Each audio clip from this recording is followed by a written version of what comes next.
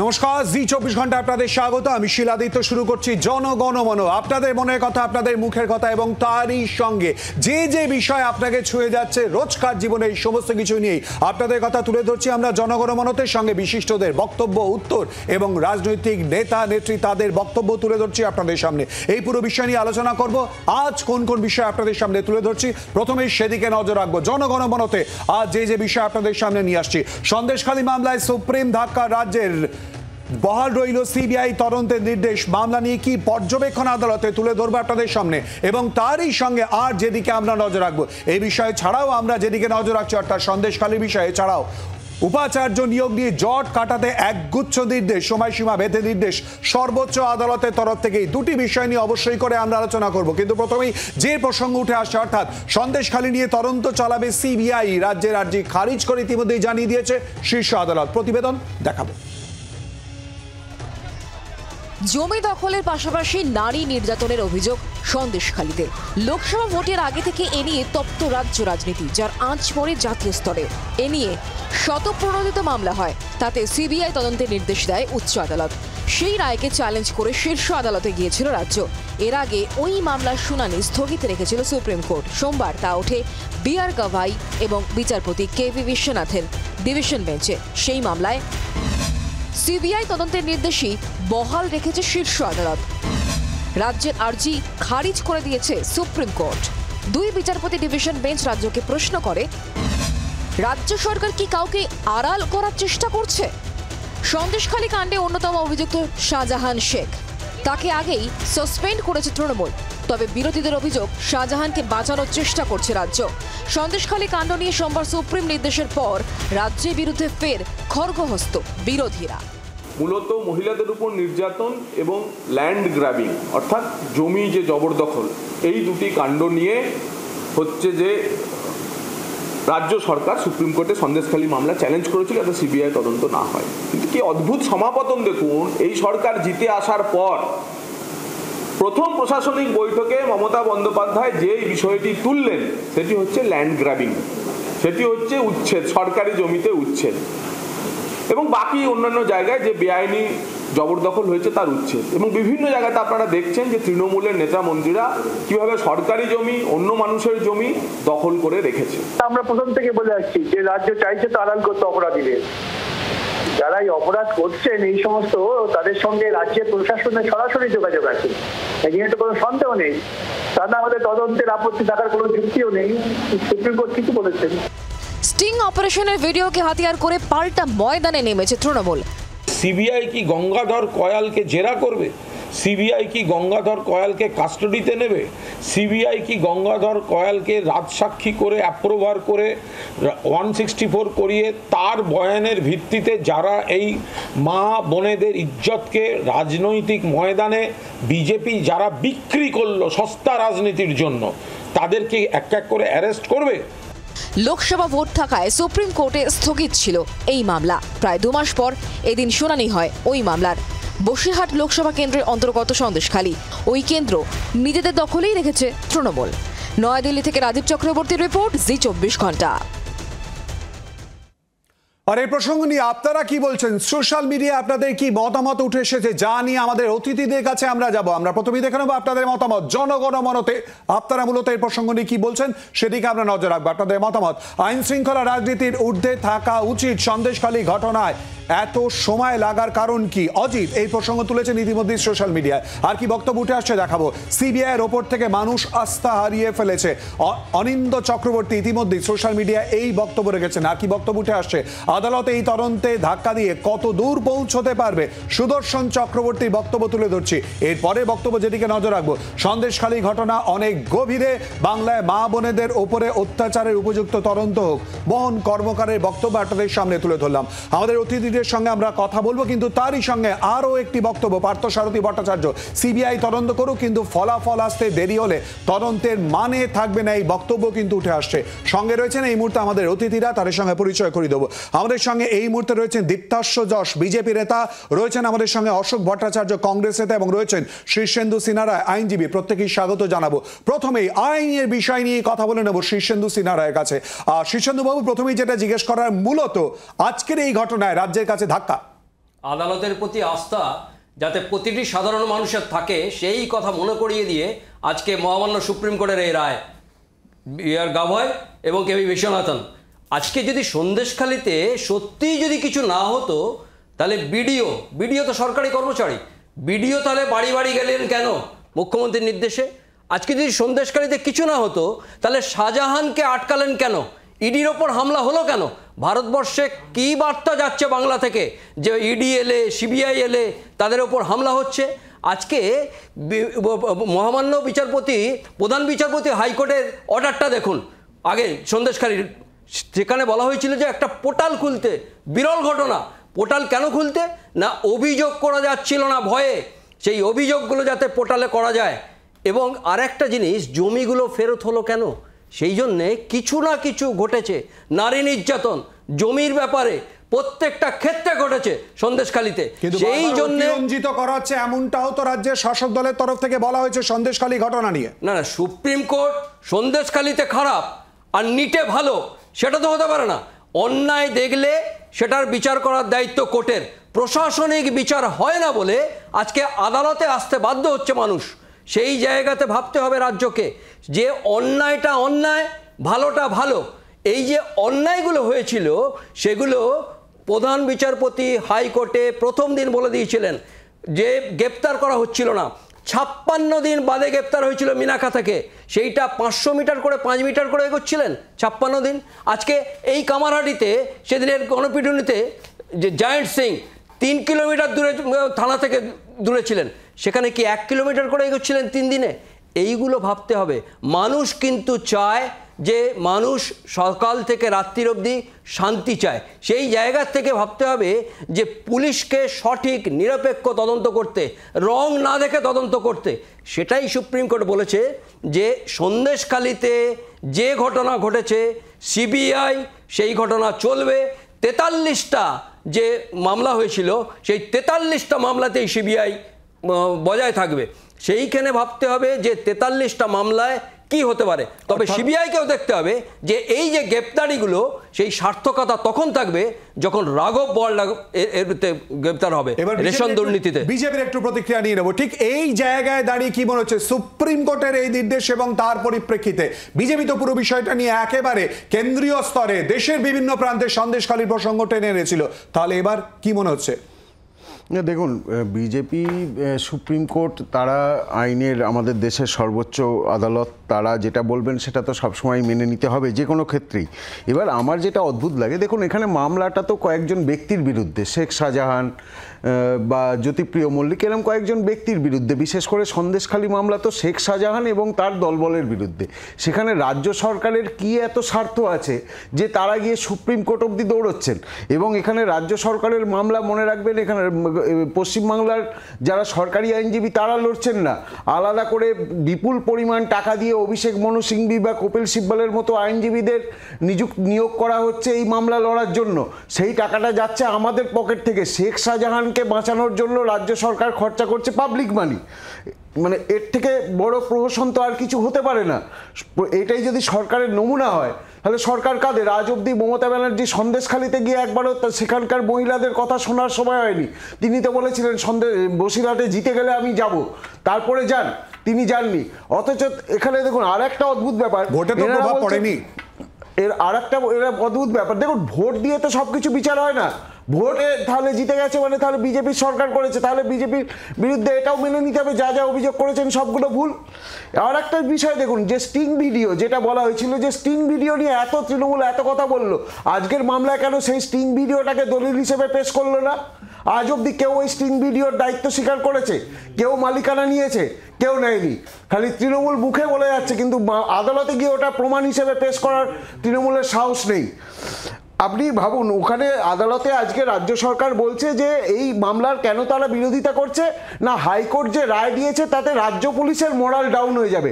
রাজ্য পুলিশের moral down কিভাবে হবে না, তারা শেখ শাহজাহানকে গার্ড অফ অনার দিয়ে আদালতে পেশ করতে পারবে না, তাহলে তাদের মরাল ডাউন হয়ে যাবে। শেখ শাহজাহানের অস্ত্র ভাণ্ডারে পুলিশের অফিসিয়াল রিভলভার পাওয়া যাচ্ছে, সেই রিভলভার যদি শেখ শাহজাহানকে সাপ্লাই দিতে না পারে তাহলে তাদের মরাল ডাউন হয়ে যাবে। আমার মনে হয় রাজ্য সরকার তাদের প্রায়োরিটি গুলিয়ে ফেলেছে। তাদের শেখ শাহজাহানকে বাঁচানোর চেষ্টা করার থেকে বাজারে যে জিনিসপত্রের দামে আগুন লেগে গেছে পশ্চিমবাংলায়, সেই দিকে বরং তাদের নজর দেওয়া উচিত। নজর ঘোরানোর বক্তব্য আসবো, অশোকদার কাছে আসবো। অশোকদা, ইতিমধ্যে প্রসঙ্গ উঠেছে, রাজ্য কি কাউকে আড়াল করতে চাইছে, কি বলবেন? দেখুন, প্রথম কথাটা হচ্ছে সিবিআই তদন্ত অতি দ্রুত সম্পন্ন হোক, আমাদের স্পষ্ট দাবি এটা। এবং এটা যদি মহামান্য আদালতের পর্যবেক্ষণে পুরোটা হয় তাতে আমরা সবথেকে বেশি খুশি হব। কারণ এজেন্সিগুলোকে যেভাবে মোদী সরকার ব্যবহার করছে অভিযোগ বারে বারে উঠেছে, এবং এর আগেও আমরা দেখেছি ইতোপূর্বে সিবিআই তদন্ত কিংবা ইডির তদন্ত খুব শ্লথ গতিতে এগিয়েছে, প্রকৃত অপরাধীদের কাছ পর্যন্ত তা পৌঁছয়নি। এটা কিন্তু আপনাদের দেখছিলাম, আপনাদের যারা জনগণমনতে যারা টুইট করেছেন বা ইত্যাদি সাধারণ মানুষ, তারাও এই কথাটা বারবার তুলে ধরেছেন, আপনারা আপনাদের প্রতিবেদনে এটা দেখালেন। 2 নম্বর কথাটা হচ্ছে যে চরম অসাংবিধানিক কাজ কেন্দ্রীয় সরকার করছে যদি রাজ্যের প্রাপ্য টাকা কেন্দ্রীয় সরকার আটকে থাকে। আমরা বারবার বলেছি মানুষের করের টাকায় রাজ্য সরকার পারলে এই নিয়ে সুপ্রিম কোর্টে যাক, আমরা থাকবো সাথে, পয়সা না থাকলে আমরা চাঁদা তুলে দেব, এই নিয়ে মামলা করা হোক। তা না করে সন্দেশখালী মামলায় সিবিআই তদন্ত আটকাবার জন্য যখনই রাজ্য সরকার ছুটে যাচ্ছে, তখনই প্রশ্নটা খুব স্বাভাবিকভাবে মহামান্য আদালত তাদের পর্যবেক্ষণে বলেছেন যে কাউকে কি তাহলে আড়াল করতে যাওয়া হচ্ছে। এবার কথা হচ্ছে, আপনি যে আপনার প্রতিবেদনে বলছিলেন যে বিজেপি বারবার সন্দেশখালী নিয়ে, না, বিজেপি সন্দেশখালীর ঘটনাকে সাম্প্রদায়িক মেরুকরণের রং লাগাতে গেছিল, ন্যাশনাল ইস্যু করার চেষ্টা বিজেপির তরফ থেকে বারবার করে উঠে এসেছে। অশোকদা, আমরা আসবো, ইতিমধ্যে আমাদের আরো 2 অতিথি।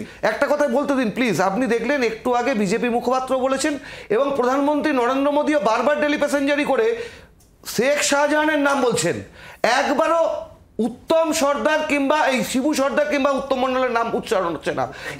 ওই তো শিবু কিংবা উত্তমের নাম উচ্চারণ হচ্ছে না, কারণটা একটাই, শিবু উত্তমের নামটা উচ্চারিত হলে সাম্প্রদায়িক মেরুকরণটা হবে না। আমরা এর অবসান চাই, দ্রুত তদন্ত হোক, অপরাধীরা শাস্তি পান। আমাদের সঙ্গে আরো 2 অতিথি আমাদের সঙ্গে রয়েছেন। কৃষাণু মিত্র রয়েছেন তৃণমূল কংগ্রেসের তরফ থেকে, এছাড়াও রয়েছেন অতনু চট্টোপাধ্যায় সিপিআইএম এর তরফ থেকে। প্রত্যেকের সঙ্গে কথা বলবো, কিন্তু তার আগে আমরা শুনে নেব এই বিষয় নিয়ে আজকে সুপ্রিম কোর্টের এই বক্তব্যের পর ইতিমধ্যে মোহাম্মদ সেলিম এবং শুভেন্দু অধিকারী তারা কি বললেন শোনাবো। চড় মেরেছে, প্রশ্ন করেনি, চড় মেরেছে। সন্দেশখালী ঘটনা হচ্ছে, যে কোনো নির্যাতন হচ্ছে, পুলিশের কাজ হচ্ছে অপরাধীকে বাঁচানো, অপরাধকে ধামাচাপা দেওয়া এবং যে এটাকে নিয়ে হইচই করবে তারপরে মিথ্যা মামলা করা। কিন্তু আদতে হাইকোর্টে যে রায় দিয়েছিল তদন্ত দরকার। আমি আরও খুশি হয়েছি, সুপ্রিম কোর্ট বলেছে একজন এখনকার মানে যারা অবসরপ্রাপ্ত নয় এমন বিচারপতিকে দিয়ে প্রতিদিনকার নজরদারির মধ্যে দিয়ে এটাকে তদন্ত করতে হবে। সন্দেশখালীর সিবিআই মামলা আটকাতে মমতা ব্যানার্জি সুপ্রিম কোর্টে গেছিল, থাপ্পড় খেয়ে ফিরে এসেছে।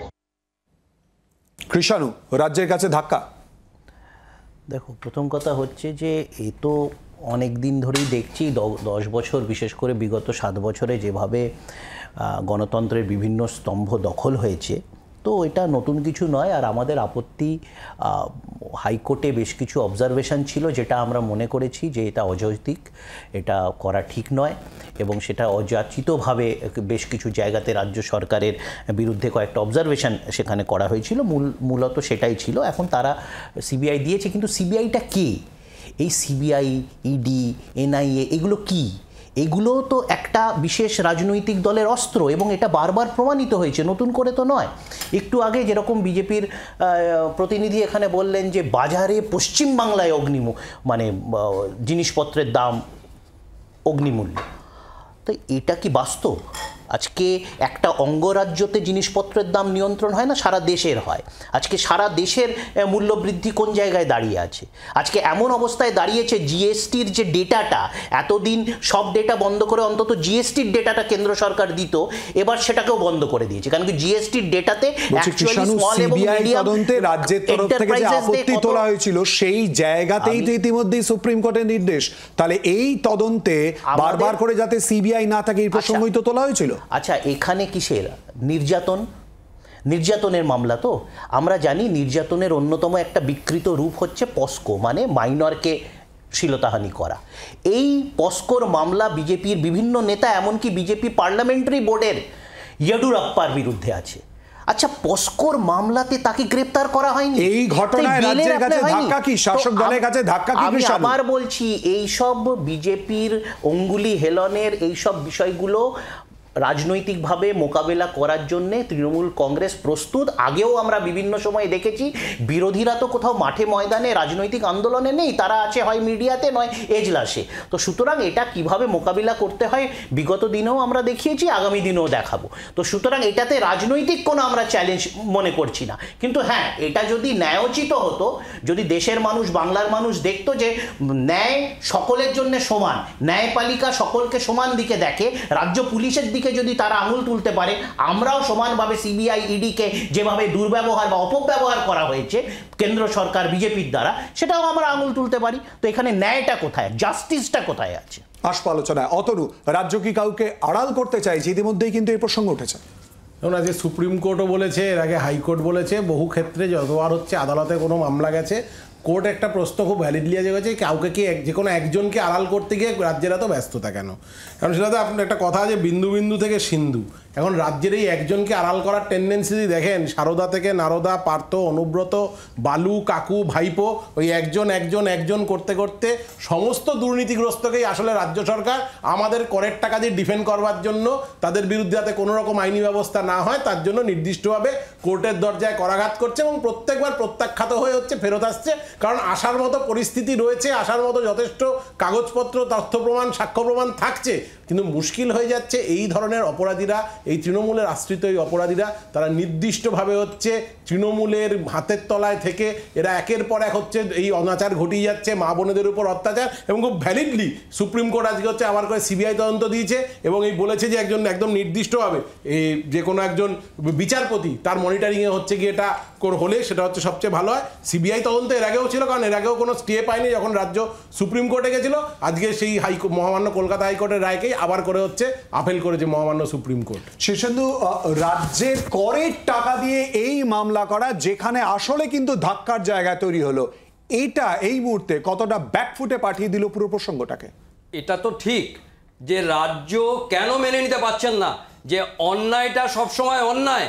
আজকে সুপ্রিম কোর্টে শুধুমাত্র এর জন্য নয়, আজকে নিট মামলায় যেটা অর্ডার দিয়েছেন সে একই তো এসএসসি। তা কেন এই নিয়োগ দুর্নীতি বলুন, কেন আইন শৃঙ্খলার ব্যাপারে বলুন, সেই জায়গাতে আটকানোর জন্য, তদন্ত আটকানোর জন্য কোটি কোটি টাকা খরচা করে সুপ্রিম কোর্ট যাচ্ছেন কেন? কিসের জন্যে? কাকে আড়াল করার চেষ্টা করছেন? কি আড়াল করার চেষ্টা করছেন? কোত্থেকে আড়াল করার চেষ্টা করছেন? এই প্রশ্নগুলো মানুষের, সাধারণ মানুষের মনে জাগবে, অবশ্যই জাগবে। সেই জায়গাতে আজকে সুপ্রিম কোর্ট বলেছেন যে এইখানে যে 43টা মামলা চলছিল, সেই 43টা মামলাই কিন্তু সিবিআই দেখবে। আজকে যদি সিবিআইয়ের অবশ্যই যা দ্রুতগতিতে করা উচিত, তার সঠিক তদন্ত করা উচিত, সিবিআইকে কোর্ট মনিটরিংয়ে হচ্ছে, কোর্ট বারবার সিবিআইকে বলেছেন অবশ্যই সিবিআইয়ের কিছু কিছু দোষ আছে, কিন্তু সিবিআইকে ছাড়া কাকে করবেন? ইন্টারপোল নিয়ে আসবেন? কিসের করবেন? শাহজাহানকে দিয়ে করবেন? তা তো হতে পারে না। সেই জন্যে সিবিআইকে মেনে নিয়ে তদন্ত যাতে সঠিক হয় সেই জায়গায় কোর্ট মনিটরিং করতে হবে, কোর্টের আন্ডারে করতে হবে, যে সঠিকভাবে চলছে কিনা সেই জায়গাটা দেখতে হবে, অবশ্যই দেখতে হবে। কৃষাণু, আসবে একটুখানি একবারটি আমি একটু বিজেপির প্রতিক্রিয়া নিয়ে নেব। একটু আগেই তৃণমূলের বক্তব্য যে জায়গাটায়, অর্থাৎ আমরা বারবার দেখেছি তাদের বক্তব্য সিবিআই বা ইডি কেন্দ্রীয় এজেন্সি নিয়ে বক্তব্য রাজনৈতিক উদ্দেশ্য প্রণোদিতভাবে ব্যবহার করা হচ্ছে, কি বলবেন? দেখুন, প্রথম কথা এই যে কথাটা, একটা কথা তৃণমূলের মুখপাত্র বললেন যে গণতন্ত্রের বিভিন্ন স্তম্ভগুলো দখল হয়ে গেছে। আমি ঠিক বুঝতে পারলাম না, পরে যখন উনি বক্তব্য রাখবেন আশা করি ক্লিয়ার করে দেবেন যে উনি কি বলতে চাইলেন যে সুপ্রিম কোর্টটাও দখল হয়ে গেছে। কারণ রায়টা তো সুপ্রিম কোর্টের, এখানে পুরোটা তো একটা সিস্টেম, সরকার, সুপ্রিম কোর্ট, হাইকোর্ট, পুরোটা একটা সিস্টেম। দেশের ভালোর জন্য সবাই মিলে কাজ করতে হবে। সেখানে কারুর কোনো জায়গায় কিছু যদি কমতি থাকে অন্যজন সেটা অবশ্যই পয়েন্ট আউট করবে। যেমন নিটের ক্ষেত্রে সুপ্রিম কোর্টের একটা অবজারভেশন এসছে এবং সেই অবজারভেশন মেনে নিয়ে সিবিআই বলেছে তারা 48 ঘন্টার মধ্যে রিপোর্ট দিয়ে জানাবে যে তারা কি তদন্ত তদন্ত করেছে। এখানে সুপ্রিম কোর্টকে অ্যাটাক করা মানে এটা তো একটা তৃণমূলের মানে ফেনোমেনন হয়ে যাচ্ছে। এর আগে আমরা দেখেছি রাজশেখর মন্তাকে অ্যাটাক করা, তারপরে আমাদের অমৃতা সিনহা জাস্টিস তাকে এরকম বিভিন্নভাবে চাপে ফেলার চেষ্টা করা। কৃষাণও কিন্তু বারবার বিজেপির কথা প্রসঙ্গে এবার আমি এটা বলি, আমি বলি দেখুন আজকে এই যে বলছেন জাস্ট এই প্রসঙ্গক্রমে আমি একবারটি এক লাইনের কৃষাণুর প্রতিক্রিয়া নেব। কৃষাণ, আমি একটা কথা বলি। আচ্ছা কৃষাণ একটুখানি নিন। যে দেখুন উনি বলছেন তো রাজনৈতিক প্রতিহিংসা। দেব অধিকারী তৃণমূলের সাংসদ, তাকে নিয়েও আজকে একটা মামলা হাইকোর্টে উঠেছিল, যে সেখানে একজন অভিযোগ করেছিলেন একটি অডিও ক্লিপে যে গলা, সেই গলাটি দেব অধিকারীর এবং দেব অধিকারী টাকা নিয়েছে। সেখানে কিন্তু সিবিআই পরিষ্কার বলেছে যে এর কোনো ভিত্তি পাওয়া যায়নি। তাহলে প্রতিহিংসার কথাটা আসে কিভাবে?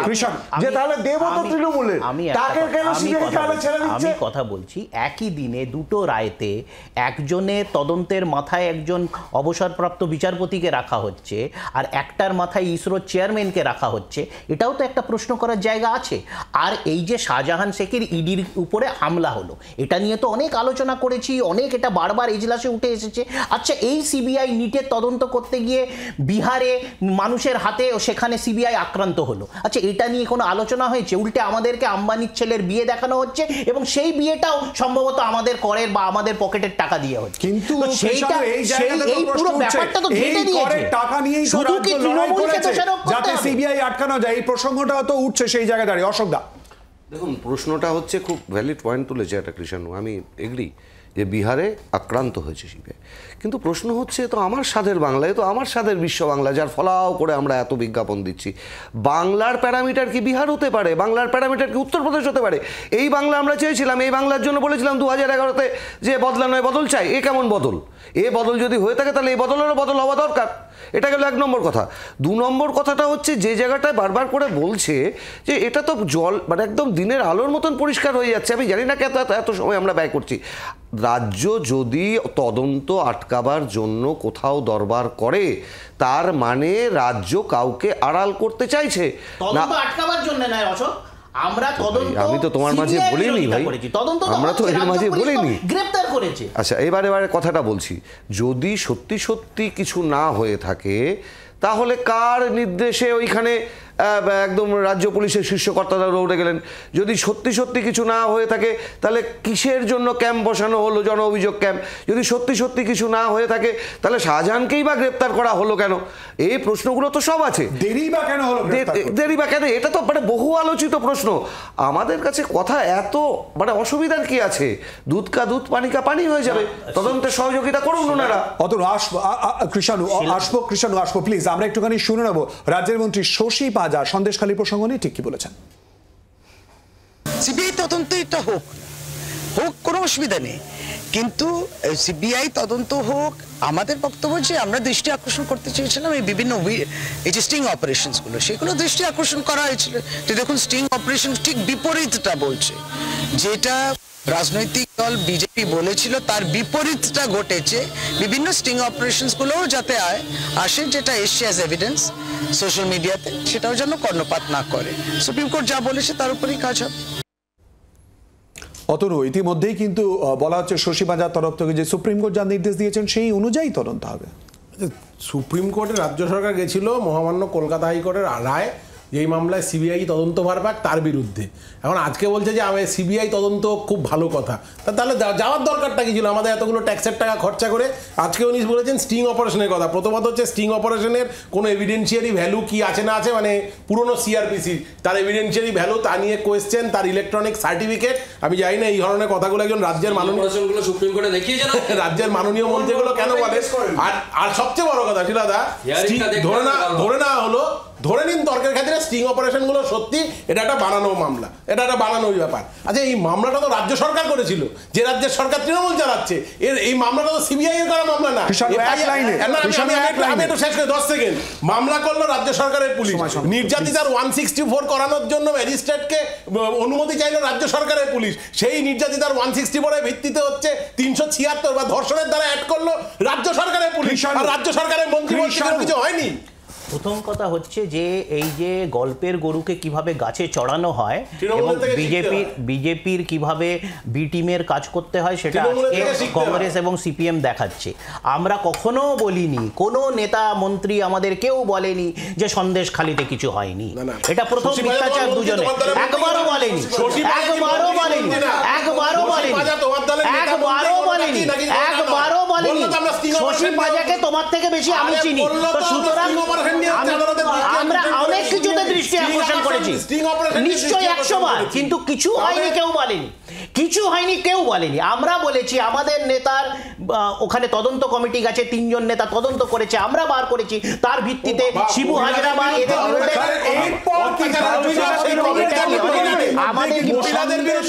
এই নির্দেশ সিবিআই তদন্ত করবে। আমরা এই প্রসঙ্গ নিয়ে যেমন আলোচনা করলাম, একটা বিরতি নেব জনগণ মনতে, আর বিরতির পর যেদিকে আমরা নজর রাখবো উপাচার্য নিয়োগ মামলা, নজর রাখবো একটা বিরতির পর। চোখ রাখুন জি 24 ঘন্টায়।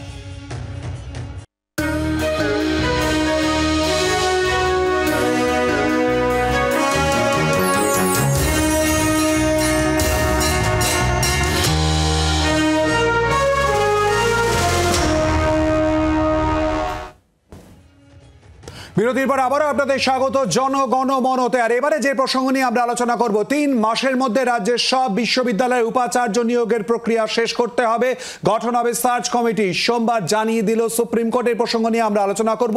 আমাদের সঙ্গে এই মুহূর্তে 2 অতিথি রয়েছেন। আমাদের সঙ্গে রয়েছেন বিদ্যুৎ চক্রবর্তী, বিশ্বভারতী বিশ্ববিদ্যালয়ের প্রাক্তন উপাচার্য, রয়েছেন এই মুহূর্তে আমাদের সঙ্গে অধ্যাপক ওম প্রকাশ মিশ্র, এডুকেশনিস্ট ফোরামের সদস্য। আপনাদের দুজনকেও স্বাগত আমাদের এই আলোচনায় আসার আগে প্রথমেই দেখে নেব প্রতিবেদন। উপাচার্য নিয়োগ নিয়ে রাজভবন ও নবান্নের মধ্যে দীর্ঘ টানাপোড়েন। রাজ্যের অনেক বিশ্ববিদ্যালয়েই এখনো পর্যন্ত নেই স্থায়ী উপাচার্য। এই সংকট মোচনে এবার তাতে নতুন দিশা দেখালো সুপ্রিম কোর্ট। সোমবার শীর্ষ আদালত নির্দেশ দিয়েছে, উপাচার্য নিয়োগ করতে সার্চ কমিটি গঠনের নির্দেশ দেওয়া হয়েছে। অবসরপ্রাপ্ত বিচারপতি উদয় উমেশ ললিতকে চেয়ারম্যান করে ওই সার্চ কমিটি গঠনের নির্দেশ দেওয়া হয়েছে। চেয়ারম্যান প্রয়োজনে আরও 4 বিশেষজ্ঞকে কমিটিতে রাখতে পারেন। সব বিশ্ববিদ্যালয়ের জন্য একসঙ্গে কমিটি গঠন করা যেতে পারে। আবার আলাদা আলাদা বিশ্ববিদ্যালয়ের জন্য পৃথক সার্চ কমিটিও গঠন করা যেতে পারে। আরও নির্দেশ দেওয়া হয়েছে 2 সপ্তাহের মধ্যে ওই প্রক্রিয়া শুরু করার। কিভাবে উপাচার্য নিয়োগ করা হবে সেই প্রক্রিয়াও বাতলে দিয়েছে সুপ্রিম কোর্ট। প্রত্যেক বিশ্ববিদ্যালয়ের উপাচার্য পদের জন্য 3 জনের নাম বাছাই করা হবে। সার্চ কমিটি ওই 3 জনের নাম পাঠাবে মুখ্যমন্ত্রীর কাছে। মুখ্যমন্ত্রী ওই 3টি নামের মধ্যে থেকে একটি নাম বাছবেন। বাছাই করা নাম রাজভবনে পাঠাবেন মুখ্যমন্ত্রী। তাকে সংশ্লিষ্ট বিশ্ববিদ্যালয়ের উপাচার্য হিসেবে নিয়োগ করবেন রাজ্যপাল। রাজ্যপালের যদি সেই নাম পছন্দ না হয় তাহলে তিনিও শীর্ষ আদালতে যেতে পারেন। 3 মাসের মধ্যে সরকারকে বিজ্ঞাপন দিয়ে প্রক্রিয়া শেষ করতে হবে বলেও নির্দেশ দিয়েছে সুপ্রিম কোর্ট। শীর্ষ আদালতের এই নির্দেশের পরে শিক্ষামন্ত্রী ব্রাত্য বসু এক্স হ্যান্ডেলে পোস্ট করেন, উপাচার্য নিয়োগে রাজ্যের যে বক্তব্য ছিল সুপ্রিম কোর্টও তাদের নির্দেশে সে কথাই বলেছে। এই সুযোগে রাজ্যপালের অপসারণের দাবি তুলেছেন ব্রাত্য বসু। এই ধরনের মানুষ আগে আসেনি, ইনি কোনো দলেরই লোক নন, ইনি নিজের লোক এবং উনি যা যা করতে পারেন, যা যা করেছেন সেগুলো গোটা রাজ্য দেখেছে। এখন এটা সুপ্রিম কোর্টেরও বিবেচনাধীন হয়ে গেছে। তো আমার মনে হয় যে ওকে প্রত্যাহার করা উচিত, ওকে এই মুহূর্তে সরিয়ে দেওয়া উচিত। প্রশ্নটা রাজ্যপালের বা আচার্যের, রাজ্যপালের পাঠানো নামের টিক দেওয়ার কাজ নয়। রাজ্যের বিশ্ববিদ্যালয়গুলির উপাচার্য নিয়োগের ক্ষেত্রে এই অস্বচ্ছতা, সে ব্যাপারে সুপ্রিম কোর্টকে কেন হস্তক্ষেপ করতে হলো? উপাচার্য নিয়োগ নিয়ে রাজ্যপাল ও রাজ্যের মধ্যে সংঘাত চরমে উঠেছিল। তা প্রকাশ্যে এসেছিল বিভিন্ন সময়। সুপ্রিম নির্দেশের পর সেই পর্বে ছেদ পড়বে বলেই মনে করা হচ্ছে। এদিনের নির্দেশের পর উপাচার্য নিয়োগে নবান্নের পাল্লা ভারী বলেই মনে করছে রাজনৈতিক মহলের একাংশ। নয়াদিল্লি থেকে রাজীব চক্রবর্তীর রিপোর্ট, জি 24 ঘন্টা। আসবো আলোচনায়। বিদ্যুৎবাবু, প্রথমেই আপনার কাছে আসবো। এই প্রসঙ্গটা যে উঠছে, এইবারে জট কেটে যাওয়ার একটা জায়গা তৈরি হচ্ছে, কিন্তু সুপ্রিম কোর্টকেই বা কেন হস্তক্ষেপ করতে হলো, কি বলবেন আপনি বিদ্যুৎবাবু? প্রথমেই তো জানাই সবাইকে নমস্কার, যারা আলোচনায় অংশগ্রহণ করছেন এবং আমার বন্ধু বান্ধব যারা আছেন তাদের সবাইকে আমি নমস্কার জানাচ্ছি এবং যারা শুনছেন তাদেরকেও আমি ধন্যবাদ জানাই। দেখো, সমস্যাটা হচ্ছে এই নিয়ে একটা দ্বন্দ্ব বহুদিন ধরে চলছে। এখন মাননীয় সুপ্রিম কোর্ট এটাতে হস্তক্ষেপ করেছেন এবং একটা রাস্তা তৈরি করেছেন, যে রাস্তাটা কিন্তু নতুন রাস্তা নয়। এখানে যারা আছেন আলোচনা সভায় তারা জানেন হয়তো যে কেন্দ্রীয় বিশ্ববিদ্যালয়ের উপাচার্য যখন নিযুক্ত হয় তখন এই ধরনের পদ্ধতিই পালন করা হয়। তবে সেখানে চেয়ারম্যান যেমন এখানে সুপ্রিম কোর্ট ঠিক করে দিয়েছেন জাস্টিস ললিতকে, এখানে চেয়ারম্যান ঠিক করেন প্রেসিডেন্ট, এবং প্রত্যেকটা বিশ্ববিদ্যালয়ের জন্য আলাদা আলাদা সার্চ কমিটি তৈরি হয় এবং সেখানে বিশ্ববিদ্যালয়ের কিন্তু একটা বক্তব্য থাকে, অর্থাৎ সার্চ কমিটিতে কে কে সদস্য হবেন সেই সদস্য ঠিক করেন, একজন ঠিক করেন এক্সিকিউটিভ কাউন্সিল, আরেকজন ঠিক করেন ইউনিভার্সিটি কোর্ট। তবে যেহেতু নবান্ন এবং রাজভবনের মধ্যে একটা দ্বন্দ্ব চলছে, এই মুহূর্তে সুপ্রিম কোর্টের যে ইন্টারভেনশন সেটা আমি সাধুবাদ জানাই।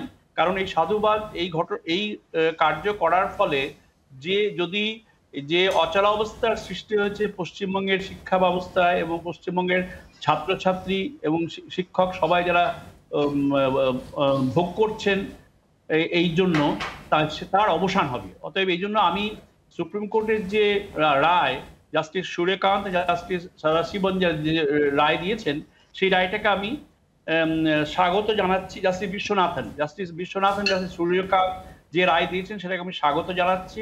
হয়তোবা একটা প্রক্রিয়া শুরু হবে, সেই প্রক্রিয়াটা আমাদের পশ্চিমবঙ্গের শিক্ষা ব্যবস্থাটাকে নিশ্চয়ই ভালো করবে এবং যেটা আমরা সবাই চাই। আমিও পশ্চিমবঙ্গবাসী কিন্তু কার্য সুবাদে প্রবাসী। আর একটা জিনিস আমি বলতে পারি যে এখানে কিন্তু দ্বন্দ্বটা পুরোটা কি শেষ হয়ে গেল? এখানে যারা আমার সঙ্গে আছেন, আইনজীবী আছেন, বিভিন্ন দলের প্রতিনিধি আছেন এবং আমার বন্ধু ওম প্রকাশও আছে, দ্বন্দ্বটা কি পুরো শেষ হলো? তার কারণ মুখ্যমন্ত্রী বিদ্যুৎবাবু একটুখানি আমাদের সঙ্গে থাকুন। আপনার প্রশ্ন নিয়ে একটু প্রাক্তন উপাচার্য ওম প্রকাশ মিশ্রের কাছে যাই। ওম প্রকাশ দা, এই প্রসঙ্গটা উঠে আসছে, বিদ্যুৎবাবু আপনাকে বন্ধু বলে সম্বোধন করে যে কথা বলছেন, দ্বন্দ্ব কি মিটে গেল একেবারে পুরোপুরি? কি বলবেন?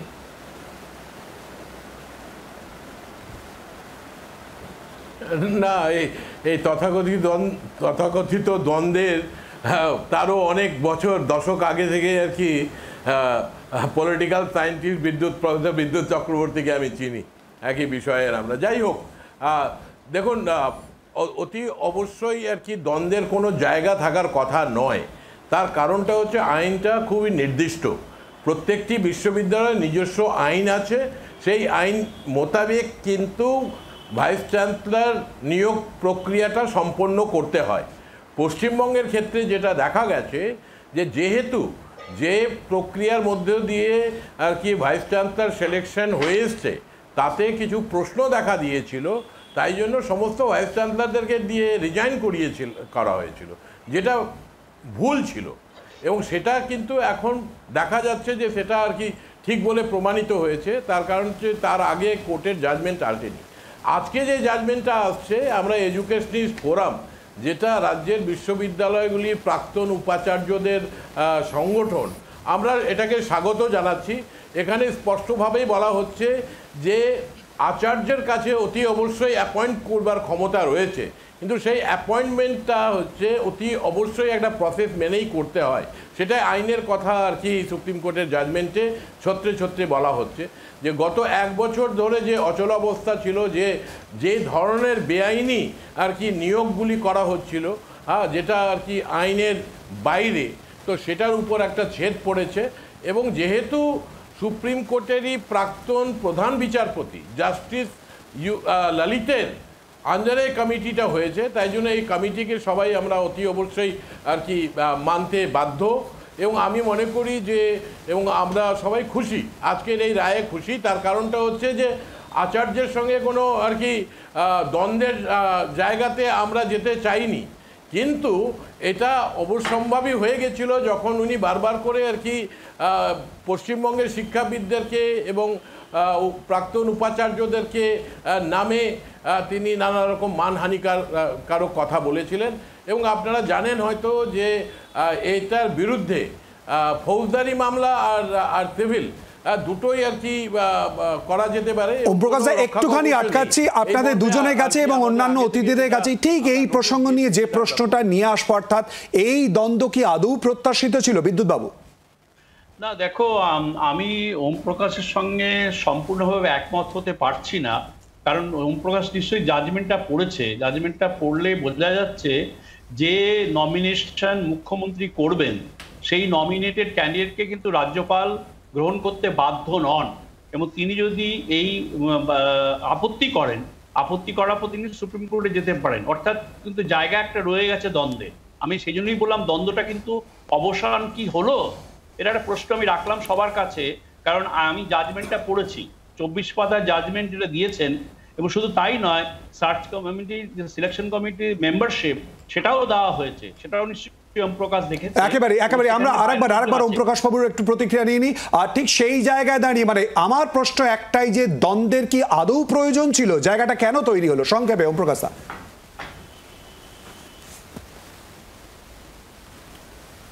দ্বন্দ্বের প্রয়োজন ছিল না, এবং যেখানে লেখা আছে যে ফুল টাইম অ্যাপয়েন্টমেন্টটা কিভাবে হবে আর ইন্টারিম ভাইস চ্যান্সেলর কিভাবে হবে।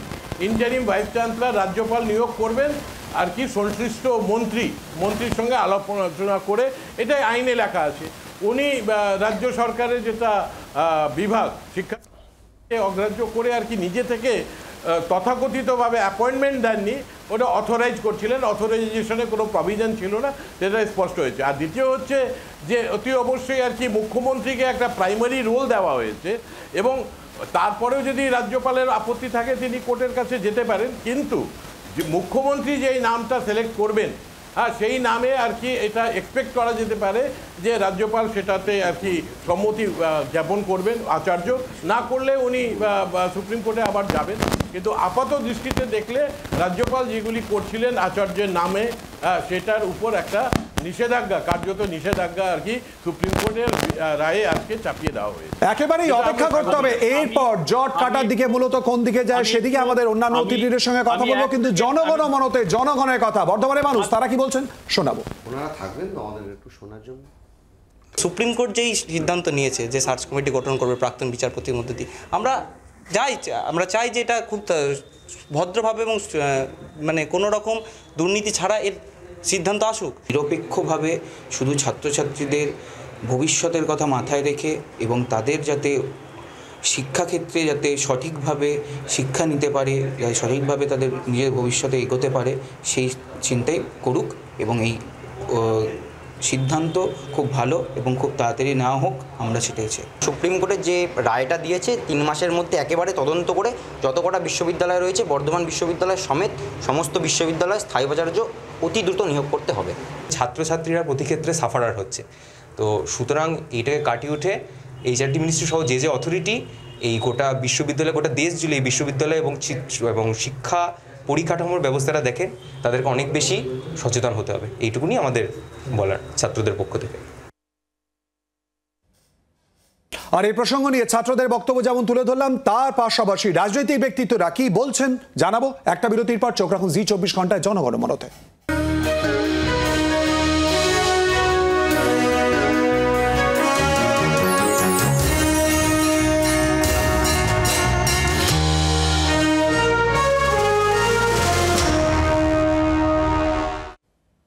বিরতির পর আবারও আপনাদের স্বাগত জনগণ মনতে। খুব সংক্ষেপে প্রত্যেকের প্রতিক্রিয়া নিয়ে নেব। জট কি কাটবে অতনু? দেখুন, জট কাটাটাই তো উদ্দেশ্য ছিল, জট না হওয়াটাই বরং সবচেয়ে বেশি কাম্য ছিল। এর আগে তো কোনো কোর্টস কাউন্সিল সমস্ত কিছুর মাধ্যমে একটা কনসেনসাসের ভিত্তিতে উপাচার্য নিয়োগ হতো। জটটা যেন কোথায় হলো আমার মনে হয় সেটাই বেশি করে হচ্ছে দেখতে হবে, জটটা হলো কেন। এই জটটা না হওয়াটাই কাম্য ছিল, এবং একদম নির্দিষ্টভাবে যা প্রভিশন হচ্ছে সুপ্রিম কোর্টে আজকে রায়তে দিয়েছে, এবং তবুও মানে জট কাটা যে একদম পরিষ্কার হয়ে গেল, আকাশ মেঘমুক্ত, সেটাও বলা যাবে না। রাজ্যপালের যদি পছন্দ না হয় তাহলে তো সুপ্রিম কোর্টে। দেখুন, প্রথম কথাটা হচ্ছে জট কাটলো কি কাটলো না, বড় কথা একটা প্রথা থাকতো, যে প্রথা হচ্ছে এই যে সুপ্রিম কোর্ট নির্দেশ দিয়েছে এইটাই সুনির্দিষ্ট নিয়ম, কিন্তু এই প্রথাটাকে ভাঙা হচ্ছে কেন? এই প্রথাটাকে ভাঙার চিত্রনাট্য তৈরি হয় নাগপুরে RSS এর দপ্তরে বসে।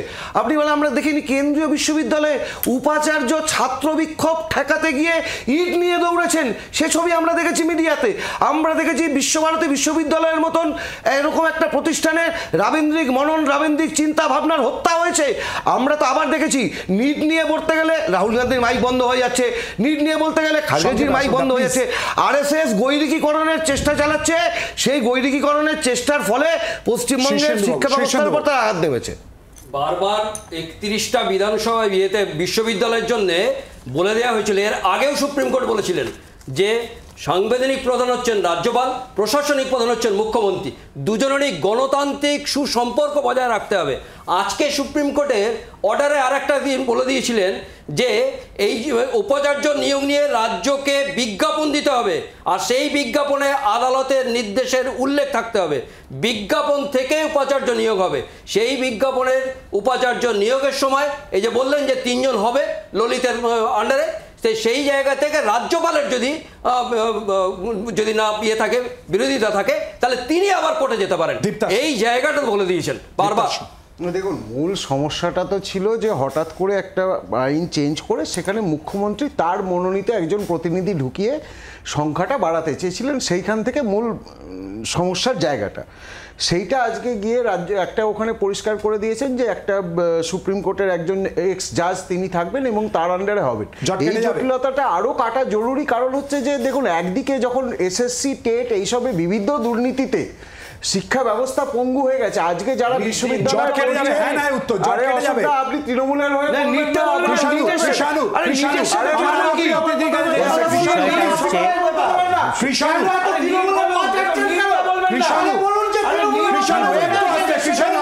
বিষয়টা হচ্ছে যে আমরা প্রথম দিন থেকে বলছি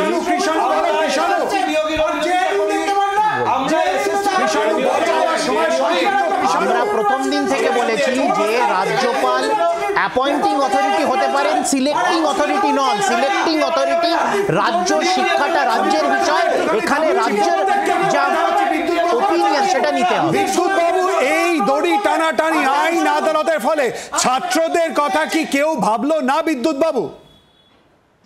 না, দেখো, ছাত্রদের ব্যাপার তো আছেই। আমি যেটা নিয়ে বলতে চাইছি, যে প্রশ্নটা সেটা যেহেতু তুমি বারবার করলে ওম প্রকাশকে, তার উত্তর কিন্তু, হ্যালো শুনতে পাচ্ছ? একদম বলুন। না, তা যে উত্তর প্রশ্নটা শিলাজিৎ করলো, সেই প্রশ্নের উত্তর কিন্তু ওম প্রকাশ দিল না। দ্বন্দ্বটা হলো কেন? যে প্রশ্নটা, যে বক্তব্যের উত্তর খানিকটা আমার আগে যিনি বক্তা তিনি বলার চেষ্টা করলেন যে অনেক ক্ষেত্রে আমরা নিয়ম ভেঙেছি। অনেক, যেমন ওম প্রকাশ যে বিশ্ববিদ্যালয়ের উপাচার্য হয়েছিল, ইন্টারিম উপাচার্য হয়েছিল, সেই বিশ্ববিদ্যালয়ের উপাচার্যকে দুর্নীতির জন্য জেলে যেতে হয়েছে। এবং এটাও জানা যায় যে কিছু কিছু জায়গার উপাচার্য বিভিন্ন রাজনৈতিক ব্যক্তিত্বকে অনারারি ডক্টরেট দিতে হয়, এবং কি ধরনের অ্যাপয়েন্টমেন্ট হয়েছে সেই ধরনের। বিদ্যুৎবাবু, একটুখানি আটকাতে হচ্ছে, আমাদের সময় সংক্ষিপ্ত বলে। ওম প্রকাশ দা, এই জায়গায় বিদ্যুৎবাবুর বক্তব্য দ্বন্দ্ব হলো কেন? খুব সংক্ষেপে ওম প্রকাশ দা, সময় খুব সংক্ষিপ্ত।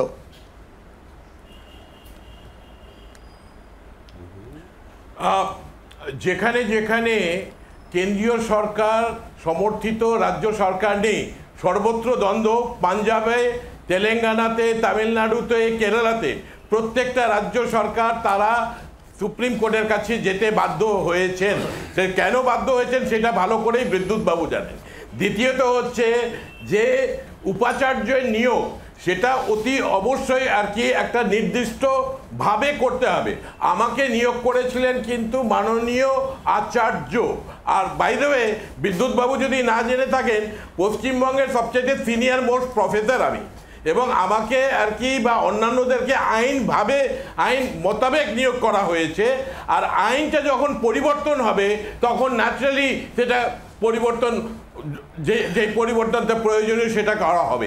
এরপর অপেক্ষা করতে হবে মূলত তার প্রয়োগ এবং তারই সঙ্গে সমাধান কোন পথে আসার। এই প্রসঙ্গ নিয়েই আপনাদের মতামত আমরা চেয়েছিলাম। চট করে দেখে নেবো আপনারা আপনাদের মতামতে কি বলেছেন। জনগণমতে সোশ্যাল মিডিয়া ইতিমধ্যে মতামত যা উঠে এসেছে পরপর দেখিয়ে দেবো আপনাদের সামনে। এই মুহূর্তে যে মতামত সামনে আসছে, হোয়াটসঅ্যাপের যে মতামত, শিক্ষাক্ষেত্রে রাজ্যপাল সংঘাত কি অবিলম্বে বন্ধ হওয়া জরুরি? হ্যাঁ বলেছেন 85% মানুষ, না বলেছেন 15% মানুষ। এরপর যেদিকে নজর রাখবো, ইনস্টাগ্রামে একই প্রশ্ন আমরা রেখেছিলাম, ইতিমধ্যেই আপনাদের মতামত উঠে এসেছে। হ্যাঁ বলেছেন 90% মানুষ, না বলেছেন 10% মানুষ।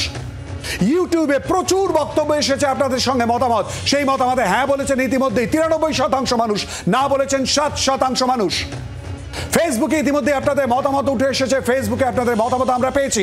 হ্যাঁ বলেছেন একই প্রসঙ্গ নিয়ে ইতিমধ্যেই 83% মানুষ, না বলেছেন 7% মানুষ। এক্স হ্যান্ডলে ইতিমধ্যে একই প্রসঙ্গ নিয়ে আপনাদের মতামত আমরা পেয়েছি। এক্স হ্যান্ডলে হ্যাঁ বলেছেন 95% মানুষ, না বলেছেন 5% মানুষ। আপনাদের মতামত আমাদের কাছে এসে পৌঁছচ্ছে এবং সেই প্রসঙ্গ নিয়ে আমরা আলোচনা করার চেষ্টা করছি জনগণমনতে। আমাদের আজকের আলোচনায় এ পর্যন্তই। আমাদের সমস্ত অতিথিদের ধন্যবাদ দিয়ে আলোচনায় অংশগ্রহণ করার জন্য। নিচে একটা বিরতি, অন্যান্য খবরের জন্য চোখ রাখুন জি 24 ঘন্টায়। পেজওয়ান নিয়ে আসছে শুভদীপ এবং আত্রির সঙ্গে থাকুন। বাংলার আওয়াজ, বাঙালির আবেগ, জি 24 ঘন্টা।